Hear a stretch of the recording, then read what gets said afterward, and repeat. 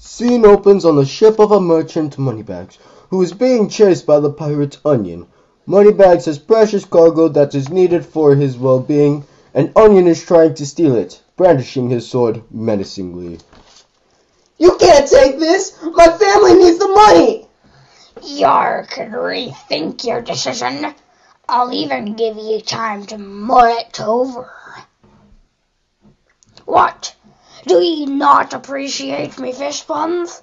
Can't ye see that I'm trying me best? I'd be happy to give you a portion of the money if you could just stop making such horrific puns! I will never stop making puns, never! Please stop, they're so terrible! What, like these? Take them before someone else gets them. Look, I think we could work this out, okay? Why don't we make a compromise? If you leave us alone, I'll clear your name with the authorities. Why you be so specific in your intentions? Can you please just focus and help me talk this out with you? This is serious. What was that ye just said? I swear to God if it was a fish pun. You heard me. I challenge you to a pun war. That's fine with me, but we have to initiate it properly. I'll give you props for that idea. It has be pun. 1, 2, 3, 4. I declare a pun war. 5, 6, 7, 8. We'll take it to Hale's Gate. I'm totally going to win. Not if I have anything to say about it. Don't be so sure of yourself. You can't defeat me.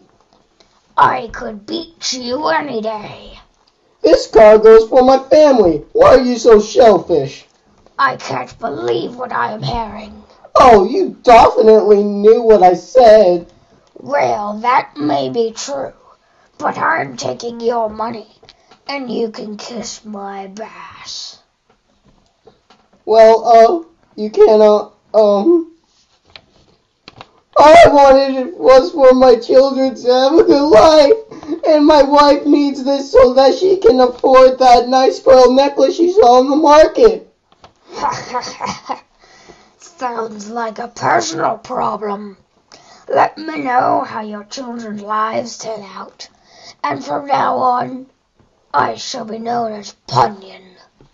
The scene closes with Moneybags sobbing on the floor of his ship, now void of resources and cargo. One of the oarsmen looks up at him, shakes his head mildly, then heads into the captain's cabin. He does not come out. Scene begins in the royal throne room of King Wackles. The walls of the room are covered in paintings of Renaissance art. He is sitting idly, counting his money and grinning to himself. His valiant and loyal knight stomp into the room in a fit of distress. Oh, me, 'tis you. What ails you, my honourable knight? Cometh forward and speak. 'Tis my wife, sir.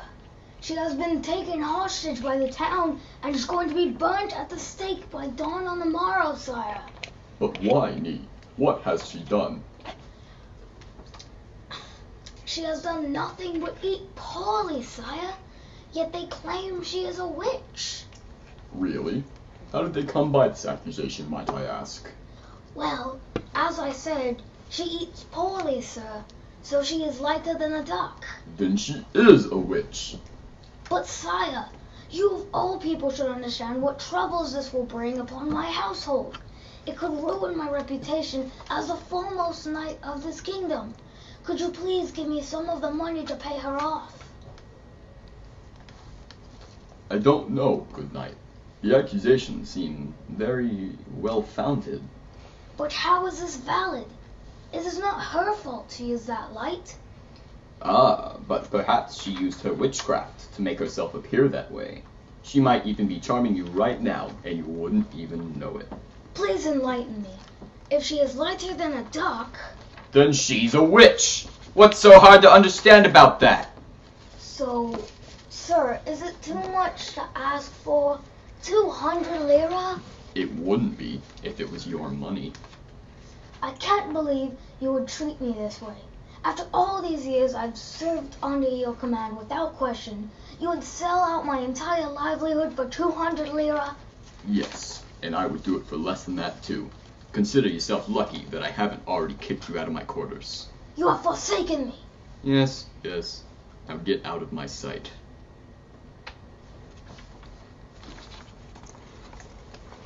The scene closes as Scene opens with Lone Star the cowboy walking across the golden desert sands with the sun's heat beating down on him.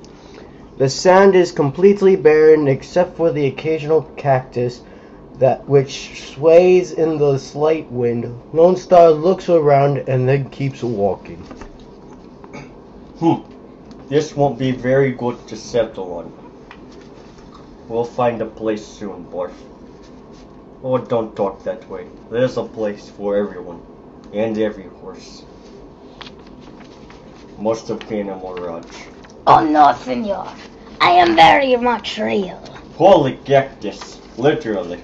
Indeed it is, as you say, and you shall not settle on my land, senor. Forget it, cactus. The name is Serraro, senor. I'm sorry. I wasn't expecting you to talk. That you're not. You know why, senor? No, why? Because nobody expects the Spanish Inquisicatos. Was that a joke? Is that even funny? What do you know about funny, senor? In fact, I think you smell funny. How can you even smell me? You're a cactus. You don't even have a nose. I find that offensive. Even more reason for me to not let you settle here. You see, my friend, I am an all-powerful cactus, who is not to be messed with. No, indeed. Now run back home on that horse of yours and never come back. Scene ends as the sun fades behind him. One of the cacti turns, shaking its head, and walks away with the rest of the cacti.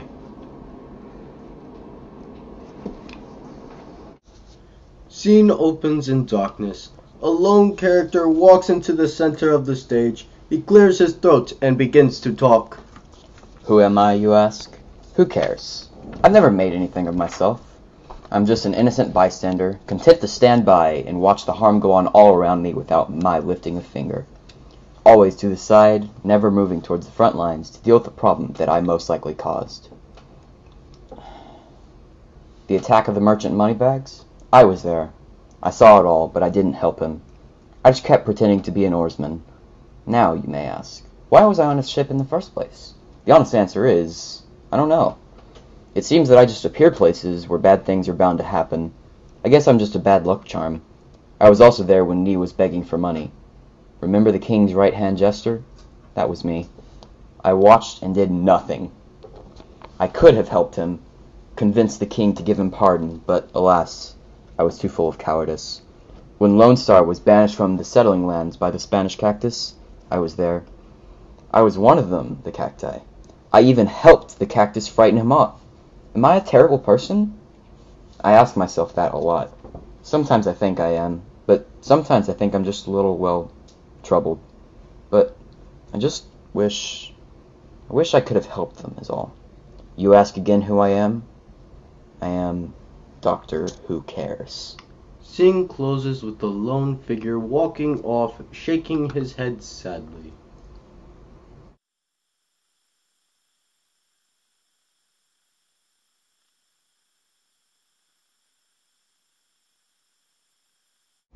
Scene opens on the boat where Moneybags is sobbing on the deck.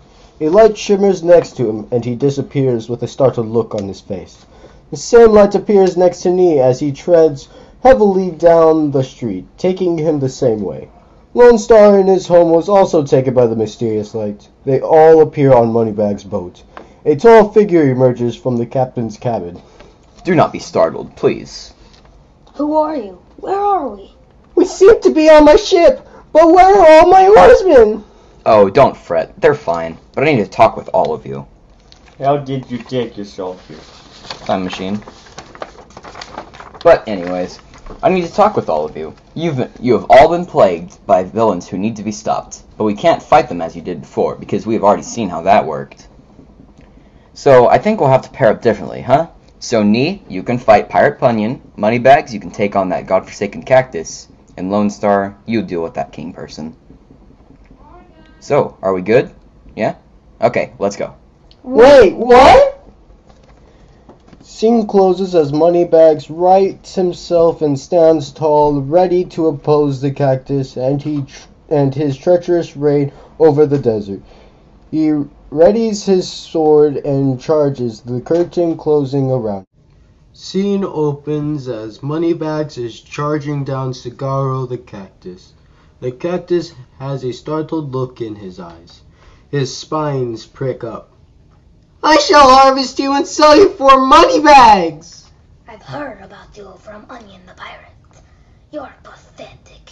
Or should I say, Punyan. How do you know Punyan? Isn't he, like, in the pirate era? Nevertheless, I shall never give up my land. I wouldn't be so sure.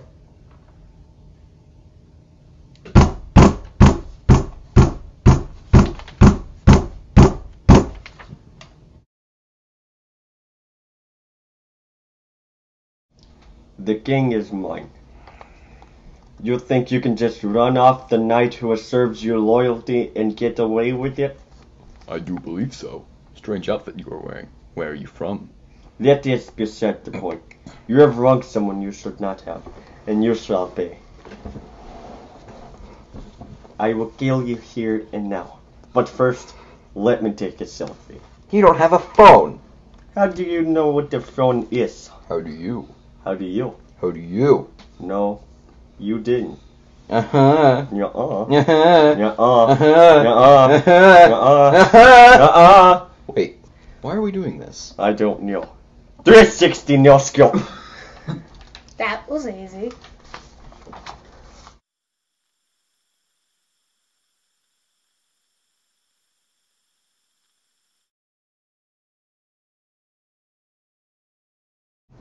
Hello, Punyan.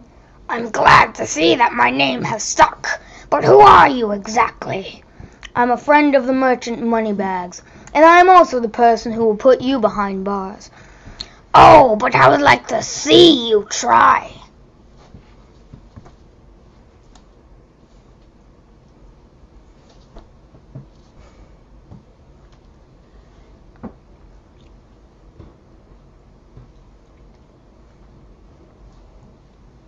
Scene ends as the rest of the protagonists appear on the deck of the ship, each with his own winnings. Doctor Who Cares smiles contentedly and walks away. To the audience, he says, They all got along in the end. Nee became the new king, and then he granted the land in the desert to Lone Star. Moneybags was able to use the money from selling the cactus to hire a new boat crew to protect him, and was even able to pay off Nee's wife. Lone Star gave Moneybags some money as a reward for his help, and was given the merchant's pick of his own bounty. I, myself, am clear of all guilt from not helping. I think this worked out rather well. He then walks off stage, curtains close.